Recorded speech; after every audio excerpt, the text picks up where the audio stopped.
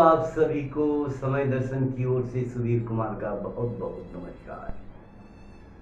चलिए आज एक छोटी सी कहानी आप सभी को सुनाता हूँ। शायद इस कहानी से आपकी जीने की जज्बा बढ़ जाए और भगवान पर भी, ईश्वर पर भी विश्वास हो जाए। मनुष्य का जीवन बहुत ही अनोखा है। कुछ पल सुख, खुशियाँ और ढेर सारा दुख। परिवार की दबाव मनुष्य को बहुत ही ज़्यादा कमज़ोर कर देता है, क्योंकि आज की ऐसे दुर्लभ भरी समय में परिवार को चलाकर थोड़ी सी खुशी पाना बहुत दुर्लभ चीज़ हो जाती है। ऐसे ही एक कहानी हम आज आप सभी को सुनाते हैं। कहानी के पात्र का नाम है दीनदयाल दास, जो मैंने काल्पनिक नाम को चुना। दीनदयाल दास जी अच्छे परिवार के थे, सुख संपन्न था, लेकिन धीरे धीरे बच्चे बढ़ते गए और बच्चों की पढ़ाई लिखाई, नौकरियां, घर की कमजोरी, इन सभी ने उनको बहुत ज़्यादा दबाव बना दिया। किसी तरह दो पैसा कमाना और अपने परिवार को चलाना। घर के बच्चे, घर की उनकी स्त्री हमेशा उन्हें कोसते रहते थे कि आपने जीवन में हम सभी के लिए क्या किया। और दीनदयाल दास जी के दिमाग में ये बात घूमते गया कि वास्तव में मैंने कुछ नहीं किया। अचानक ऐसे ही एक दिन घर में सब लड़ गए दीनदयाल दास के साथ, और एक ही बात की आलोचना हुई कि रहने के लिए छत भी नहीं दिए, यानी बनवा नहीं दिए। अब दीनदयाल दास की दिमाग में ये बात 24 घंटा घूमने लगी।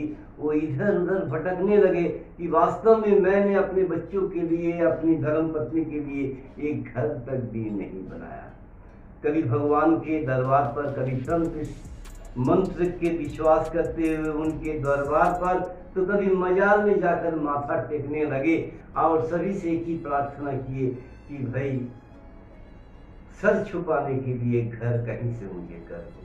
लेकिन करे तो क्या करे, उनकी जो आमदनी नहीं थी और जो भी कमाते थे परिवार के लिए भोजन की सामग्री इकट्ठा करने में लग जाते थे। अचानक घूमते घूमते एक मजार उन्हें दिखा और मजार के पास जाकर सोचा कि मैं कुछ देर इस मजार के किनारे बैठूं तो शायद मेरे मन को शांति मिलेगी। ऐसा ही कुछ हुआ।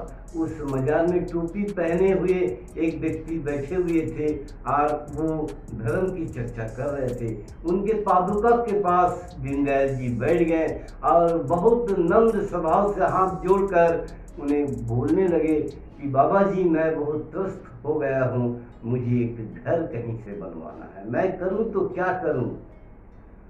तब उस बुजुर्ग बाबा ने इन्हें बताया कि आप एक बड़े पीपल पेड़ के नीचे चले जाओ, या बड़े पेड़ के नीचे, या नीम पेड़ के नीचे। पौधा यानी पेड़ बहुत बड़ा होना चाहिए, और उस पेड़ के ऊपर जो डाली रहती है, उस डाली में एक छोटा सा मटका उल्टा लटका के घर चले आओ। दीनदयाल दास जी ने बहुत ही नर्म भाव से उन्हें प्रणाम करते हुए अपने घर वापस आए और दूसरे दिन सुबह जाकर एक मिट्टी के मटका को नीम के पेड़ के ऊपर उल्टा लटका के चले आए। दिन बीतते गई, सांत्वना मन में आई कि मैंने कुछ किया, और ऐसे ही धीरे धीरे 2 वर्ष के अंतराल दीनदयाल दास जी ने एक छोटी सी जमीन लिए और बहुत प्रयास के साथ उसने घर बनाए। फिर वो लौट कर आए कि जिसके चलते, जिनकी सुझाव के चलते मुझे नसीब हुआ ये छोटा सा घर, उसे जाकर मैं धन्यवाद ज्ञापन करूं। उसने फिर मजार के पास आए, आकर उन बाबूजी के पैर में साष्टांग प्रणाम किए और करने के बाद बोले, बाबूजी आपके आशीर्वाद से, आपके कथन के अनुसार मैंने घर बना लिया। तब बुजुर्ग ने कहा कि बेटा, आपने घर बना लिया, ये हमारी कोई आशीर्वाद नहीं, आपने जो मटका को लटका दिए थे उसमें लाखों चिड़ियां आकर अपने घर बसाने लगे, और उन चिड़ियों का आशीर्वाद से ये सारा चीज संपन्न हुआ। तो दोस्तों, इस कहानी का साथ तो आप समझ गए होंगे। ये कहानी का सुनाने का अर्थ है कि कभी समय निकले तो कुछ लोगों पर विश्वास कीजिए। हर लोग झूठा नहीं होते।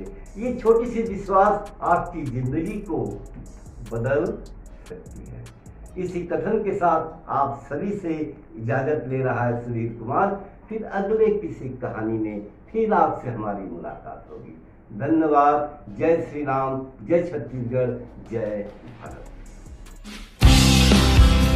न्यू वीडियोस की अपडेट पाने के लिए सब्सक्राइब करें समय दर्शन न्यूज को और बेल आइकन को दबाएं। आप देख रहे हैं समय दर्शन न्यूज चैनल।